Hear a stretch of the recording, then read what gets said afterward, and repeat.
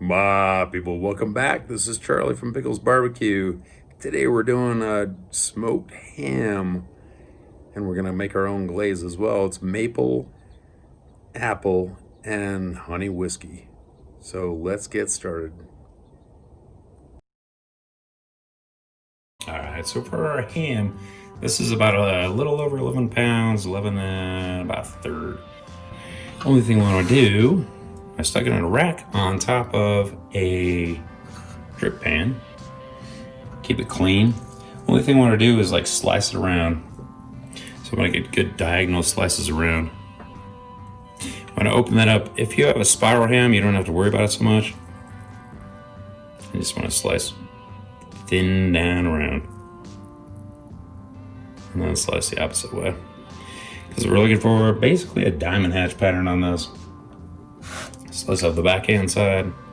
And that allows your seasoning to get into the middle of the ham. That's what we're looking for. All right, my people. It's a cold, windy day out there. But let's get started with our glaze. I'll show you what we got going on. It should be real good. All right, here are the ingredients for our glaze. We've got Louisiana hot sauce, apple cider vinegar, 100% pure maple syrup. You do want to use that as opposed to the old fake stuff. Jack Daniel's Tennessee honey and apple jelly. I'm gonna go ahead and wing it. Turn our pan onto about a medium. We have apple jelly. You can use pear jelly, that works well too. You can use apple butter, that works real well. I'm gonna go ahead and cut in probably about half a cup for Jack Daniel's Tennessee honey. So I am going to use about a couple of splashes of this. That'll give us a good honey flavor. The alcohol for the Jack Daniel's will cook off as well. So there we go. We got that, and we've got a little bit of pure maple syrup. We go ahead and add probably aiming about half a cup on that as well. For the apple cider vinegar, I'm using Bragg's. It's real good. Use whatever you want. Got just a dash of that, and the same of Louisiana hot sauce. Now you can add cayenne as well. That works too. Let's go ahead and add a couple of splashes. We'll taste it as we go along. See what else we need to add. All right, there we go. Letting it simmer up a little bit with that jelly and the syrup. It will thicken out a bit. That's what we're looking for, kind of a medium consistency, but everything's well blended together, and it tastes fantastic. I'm gonna go ahead and crank off the heat. I'm actually gonna throw ahead a little lump of butter in there as well. So that's probably about a tablespoon of butter or so. Let that cool down, and that'll melt in just fine. I lied yet again. I might go ahead and throw in just a very small dash of ground cinnamon. Stir that in, and I'll let her set. Nice baked flavor and that smell. When in doubt, just your ingredients. Well, hey, it's quite cold and windy outside. Let's go ahead and start up the pit. And this time I'm using a competition blend on the old Oklahoma Joe Rider DLX. There's our hopper. It's all filled up.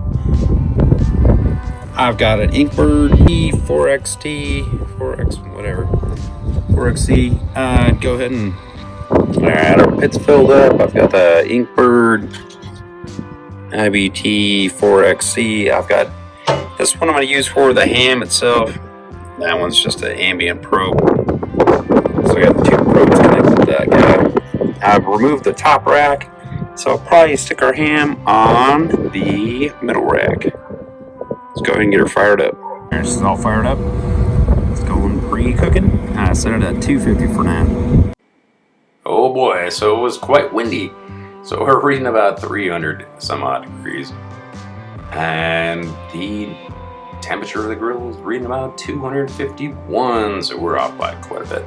Went ahead and threw the ham on and stuck the temperature probe in the middle, not touching the bone, but making sure we got straight into that meat. So we'll go ahead and read that from the Inkbird.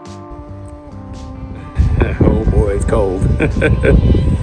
It's quite chilly. So what we're looking for right here is about a temp internal. It's already been cooked. So we're looking for an internal temp, so it's just warm enough, about 150 degrees or so. I didn't use rub this time. You can use rub as well as the glaze we're gonna throw on. All right, so we're an hour in. The grill's running 300 degrees as normal, about 50 degrees over what I set it to. And our ham is running about 82 degrees, so we still got a long ways to go. But it's looking pretty good so far. All right, so we're about 2 hours in. We're reading 102 internal on the ham and 300 in the pit. And once again, this still says 250 or so.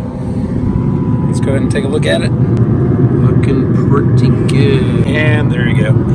Went ahead and swapped it around. Temp gauge is still in that side.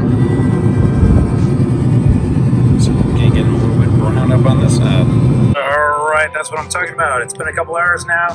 We're running about 120 or so. I'm gonna go ahead and glaze it up. That is looking good. As you can see, the diamond pattern we put on there came through.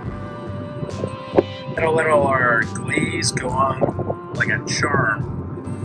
It's cold, it's dark outside, but hey, we got her done. Glaze is looking really good. I got it sitting on the bottom rack, so it'll heat up a little bit. Just fantastic. Give it about another 15-20 minutes or so, maybe half an hour, with the glaze on top, and we should be done. All right, we've hit 145 internal, and it looks fantastic. You can see that glaze over there, looking real good. I'll go ahead and slice off a little bit, make myself a plate. Now that's what I'm talking about. Our ham is juicy. It looks fantastic. I threw a little bit of glaze from that pan in. And then I made a side of southern green beans, potatoes, bacon. Oh, it's good. Let's take a bite and see what we got. All right, here we go. That's what I'm talking about. This looks fantastic. Let's give it a try. And yeah, it's a big bite, but all right, whatever.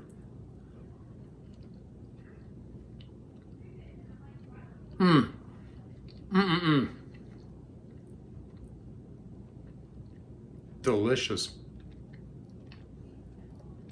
You get that flavor from the smoke, as well as the flavor from the glaze. Maple, apple, honey, whiskey, plus a tiny bit of heat. Not much. It's super fantastic though. If I can do it, you can too. Pickles out.